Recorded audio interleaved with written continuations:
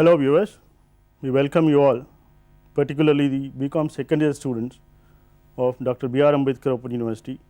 In business, data serves as an informational segment of decision making process. The term data refers to a set of facts which are numerical or set of figures. These figures and facts are collected through statistical investigation. In fact, data means collection of any number of related observations. Further, data may be quantitative or qualitative. Collection of data implies a systematic and meaningful assembling of information. The data for statistical investigation may be collected from primary or secondary sources. In this background, we shall carry on the discussion on the topic chosen for the day, that is data collection, and to discuss the various aspects relating to data collection, I have two experts with me in the studios. They are D. Obul Reddy, who is to my extreme immediate left, who is a professor in the Department of Commerce, and the other resource person I have with me in the studios is K.V. Achilapati, a professor in the Department of Commerce.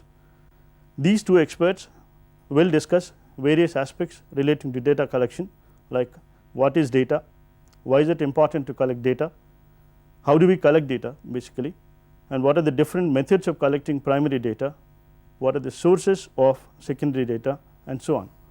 Before we get into the business, that is discussing the topic chosen for the day, I would request Professor Obul Reddy Garu to tell me something about the basic functions of statistics. What is the basic function of statistics? Now, in business area, decision making is an important segment. As a matter of fact, the basic function of statistics is to facilitate comparison. Now, unless comparison is facilitated, decision making is not easy. If data or information are made available and they are placed side by side, comparison is facilitated. By comparing the figures either with the previous year or with the other item, you can facilitate the comparison. As a matter of fact, one of the important definitions given by Horace Sechrist. So, according to that, by statistics we mean aggregates of facts affected to a marked extent by multiplicity of causes and so on and so forth, and lastly it says and placed in relation to each other. That means first of all there must be data, and this data must be placed side by side so that we can compare and draw certain conclusions, inferences or decisions, etc. So, the purpose of statistics is to facilitate comparison so as to facilitate decision making. Thus, we can summarize the subject matter of statistics into 4 stages as collection of data, classification and presentation of data, analysis of data, and finally to draw conclusions, what we call interpretation of data. That is the purpose, ultimate purpose of statistics, so as to draw conclusions. Now, as I understand, Professor Obul Reddy said the basic function of statistics is to facilitate comparison, maybe the current year's figures with the previous years or whatsoever. Now, he also said classification of data, analyzing data and drawing conclusions and all this stuff. Then what exactly do you mean by data? What exactly is meant? Unless we understand data, I mean we will not be able to proceed further on data collection as a topic. That the decision making depends upon the information that you have at your disposal. To get the information, you need data. When we say data, we mean it is a numerical statement, an empirical support to a particular hypothesis that we make it. So, when we talk about the data, we mean the information collected. The information collected could be when it is supported by figures, we say it is data. When it is not supported by figures, it is only a opinion or whatsoever. When we talk about qualitative or quantitative data, the quantitative information that is gathered, we call it as data, and the quantitative data is for example, you would like to know whether the RTC fare can be increased or decreased. This is a problem. When you have this problem, if it is increased, how much it will generate the additional cash and whether it will be accepted by the people or not.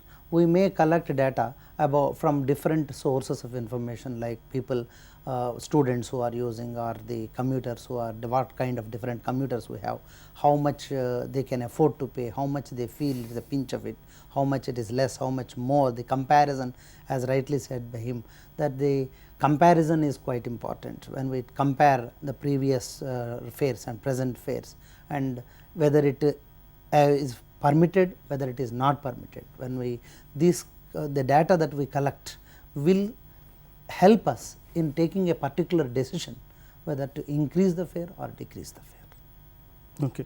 So, data forms the very critical component in decision making process. Unless you have data, you can't really take decisions. So, as you said, any collection of related observations could be data, right. Now, how do we collect data? Because unless we collect data, we will not be able to classify it, analyze it, and then these things are not possible. How do we collect data, sir? So, expressing in terms of sentences may not make sense. Therefore, we have to either measure it or we have to count it. For example, how many, say X is a rich man, it does not make any sense, but X is having 10 lakhs of worth of a property. So, this is a statistical statement. Thus, we have to convert a particular phenomena experience into a measurable phenomena. So, when that is measurable, it becomes data.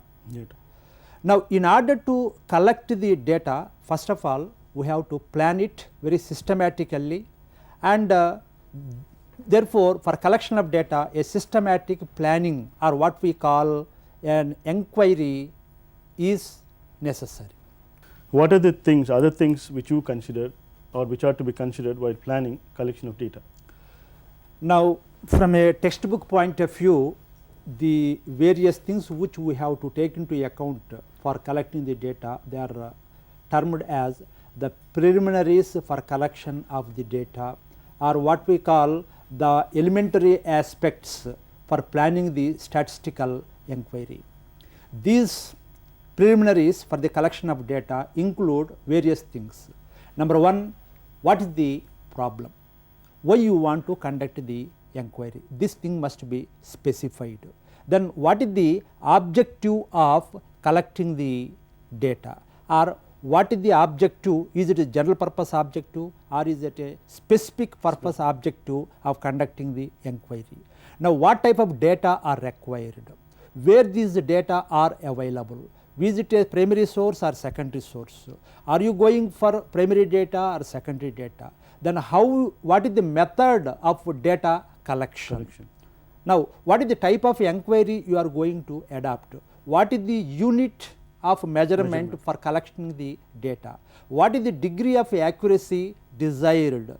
Ultimately, at the final stage, whether approximations are permissible, you want accurate and 100% accurate data, or whether it is 60%, 70% accuracy is enough, etc. These are the things you have to consider. Then, what are the instruments with which you are going to collect the data? Is it questionnaire or schedule or interview or observation method, etc.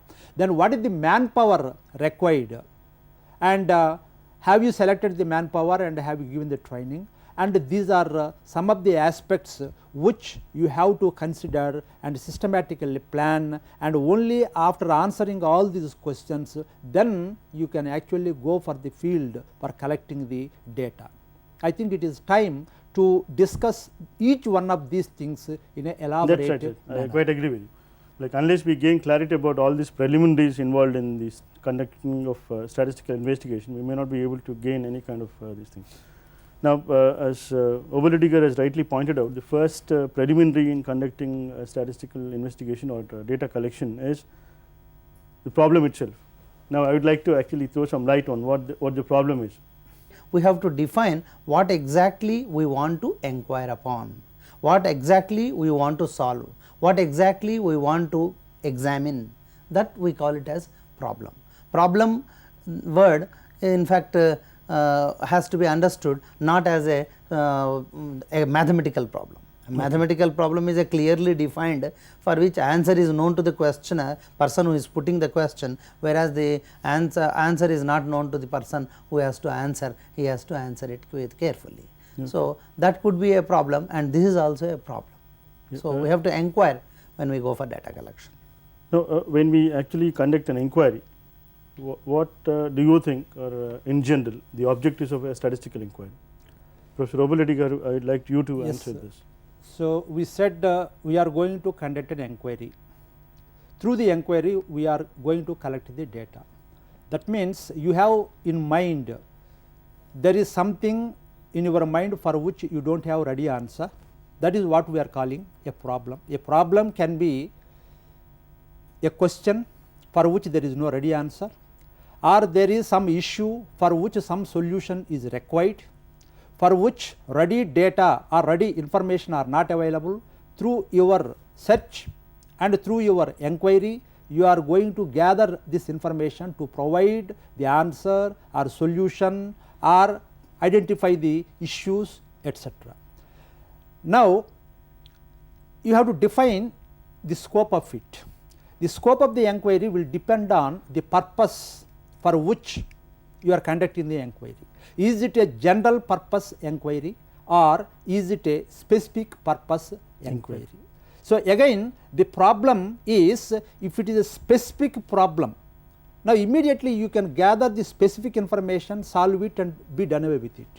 But when it has wider implications, then the scope of the inquiry will be more.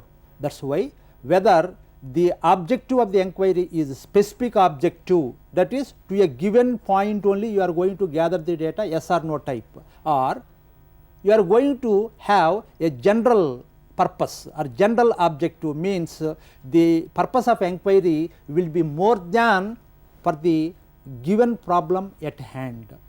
Now, what kind of data do you think are required for conducting a statistical investigation? Is it only one set of observations required, or the other set, or we usually classify data into two types of things? Now, what do you think are the kind of data which are required? Yeah, it is actually linked with the purpose of inquiry, as rightly said by Professor Reddy, that depending upon your inquiry, if it is for a general purpose, the data you can, numerical statements that you collect will be a general purpose data. If it is for a specific purpose, we will collect a specific information required for that particular purpose only. When we collect the data, we have a clear idea about what is that we are going to do with this, how we are going to use this information. If this information is going to be used for a specific purpose, we collect that particular information. There is a directional.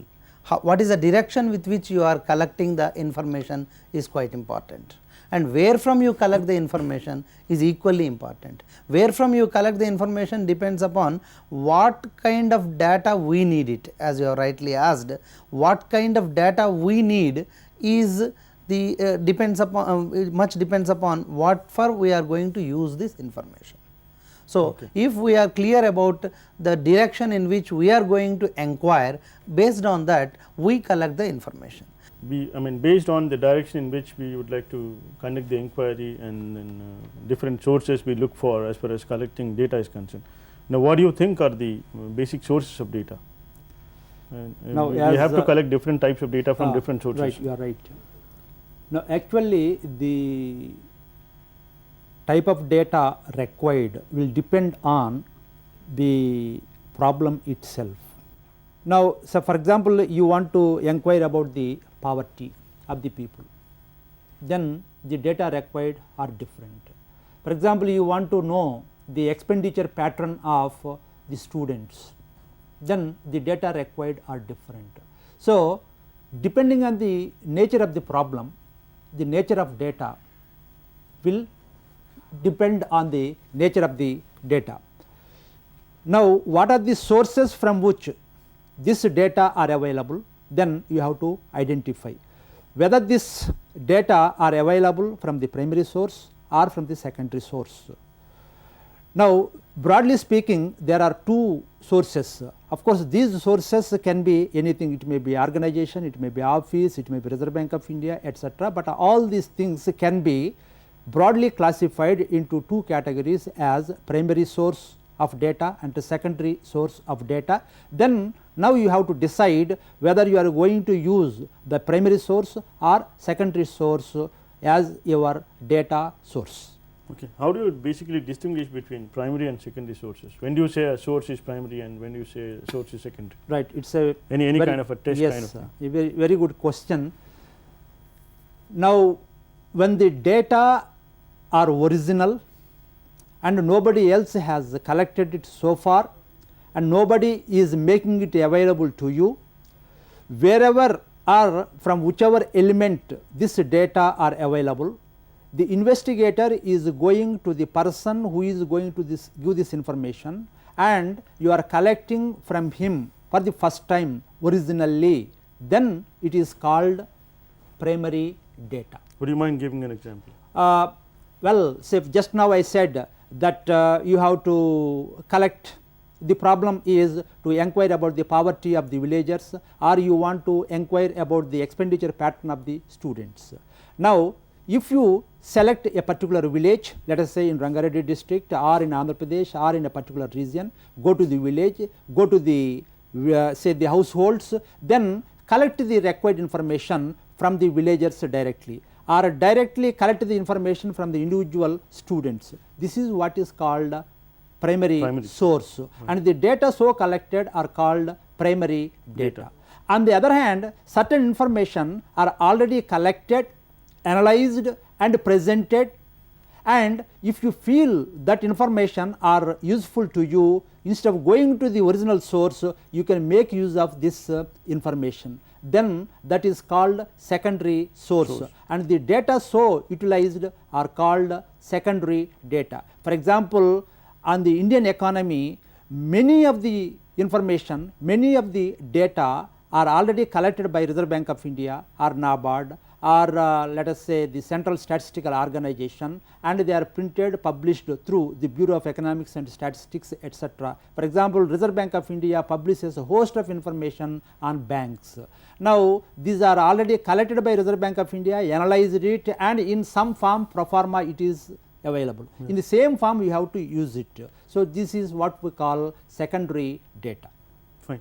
Now, what are the different methods which are actually employed for collecting data? Do you have different kinds of methods or is there only one? There are definitely two or more. Would you like to elaborate on that? Okay, I think to clarify yeah. more about the population and universe, these two terms or concepts are used as synonyms, the population and universe. For example, if you want to study what is the car population in Hyderabad, Hyderabad is the universe, the number of cars in Hyderabad are called the population. Similarly, what is the population of Hyderabad? So, Hyderabad is the universe and the number of people living in Hyderabad become the population. So, population does not necessarily mean human population alone. It can be bench population, tree population or car population or whatever the element you want to study, that is called as population. Then population is in the universe and the universe consists of the population. Therefore, these two terms are used as synonyms or they are used as interchangeable. Fine. Now, census, as per a census method of collecting data, I think there is no confusion at all. But I am sure in sampling, when you select certain things only for a closer analysis, and these things are going to truly reflect the population from which you have drawn all these things samples. Think what are the different methods of sampling which are usually employed in a statistical inquiry? Right. I mean, methods of sampling. Right. Just now we have clarified the difference between the universe and the population. And if you are studying the entire population 100%, that is if you are collecting the information from each and every element of the population, that is what we called the census method of inquiry. But on the other hand, if you are collecting only from a few, not from the whole, then it is called the sample method. For example, if the population consists of 1000 units, and if you are collecting the information from the entire 1000 units, this is called census method, and there is no doubt about it, and the results are going to be more dependable, reliable, because you have collected the information from each and every one. Because the collection of data from the entire 1000 people involve lot of money, lot of manpower, lot of cost, and all these things are, if they are limited, then you may be going for a sample study. A sample does not mean that you are going to use only a few out of the whole, but a sample must be representative. In other words, a sample must be a miniature universe, or it must be a microcosm. In other words, you are a person of 5.5 feet, but when a passport size photograph is taken of 1 inch and by seeing that 1 inch photograph, immediately it is that it is Dr. Sudhakar. How you are able to say when you are 5.5 feet person, but by seeing 1.5 inch photograph, immediately you are identified as Mr. Sudhakar, because whatever the characteristics that Dr. Sudhakar is having, this photograph also is having, therefore this photograph is representative of Dr. Sudhakar. Similarly, even though there may be thousands and lakhs of items in the population, but you have to select a representative from that, so that this sample will have all the characteristics that the population is having. If you can select such a representative sample, then the sample is called a representative sample, and whatever the conclusions you are drawing from the sample, they will be really representing the population. That is one part of it. And the second question you have asked is, what are the different methods of sampling? Broadly speaking, sampling methods are two. One, random methods, two, non-random methods. Now, this is what is called random sampling and a non-random sampling. Random sampling is also referred to as probability sampling or chance sampling, and whereas non-random sampling methods also called as purposive sampling or judgment sampling. Now, what is the difference between the random sampling methods and non-random sampling methods? A random sample is one which is selected by giving equal chance or equal opportunity to each and every element in the population. For example, by using a lottery method, you select in a class there are 50 students. Out of these 50 students, we want to select only 5 students. Now, one way of drawing the sample is asking Mr. X, Mr. Y, Mr. Z. This is what is called judgment sampling, or you are purposively identifying Mr. X or Y or Z. Alternatively, you write down their roll numbers, or you write down their names on a piece of paper and put all these 50 paper bits in a basket, shuffle them, then close your eyes and pick one after another. And before you pick up, you do not know or nobody knows who is going to be represented in the sample. So, it can be X, it can be Y, it can be Z.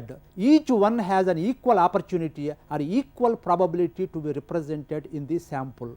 And thus, by the process of lottery, if you select the sample, such a sample is what we call random sampling or random sample. Methods of collecting primary data.